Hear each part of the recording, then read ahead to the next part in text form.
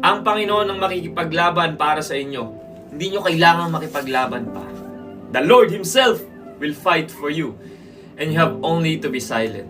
Grabe na namang reminder yan.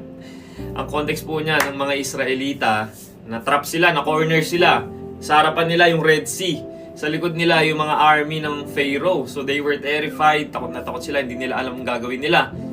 So niremind sila ni Moses na hindi nakadepende yung victory nila sa weapons or sa sariling lakas nila, kundi sa Diyos. Sabi doon, the Lord will fight for you. Ibig sabihin, God Himself steps into the battle. Hindi lang siya nanonood. He fights for His people. Sabi doon, you only need to be still. Hold your peace. Hindi dapat nagpapanik, hindi dapat nagrereklamo, hindi dapat nagdududa. So, tayo, tatawagin ko tong Red Sea moments. So, katulad ng mga Israelites, na-trap sila, na-corner sila, parang no way out na, parang imposible na makatakas pa sila dito sa mga army ng Pharaoh.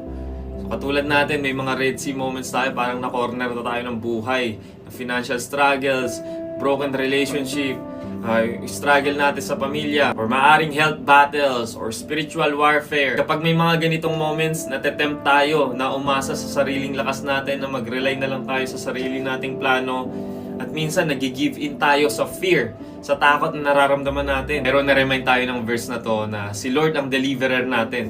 At ang role natin is to trust and remain still in His presence and allow God to fight battles that are beyond our control. Grabe. Amen.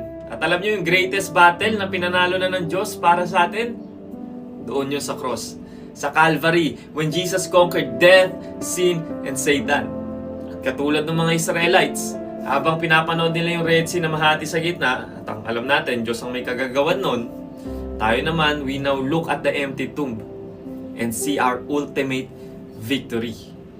So if God already defeated our greatest enemy, ano po yun? Death, sin, and Satan, we can trust Him that He can handle every other battle in our lives. Kaya kapatid, kung nasa Red Sea moments ka ngayon, na feeling mo you cannot move forward, you cannot also turn back, or you cannot also fight on your own, stand still, kapatid. Stand still and watch God make a way. Amen?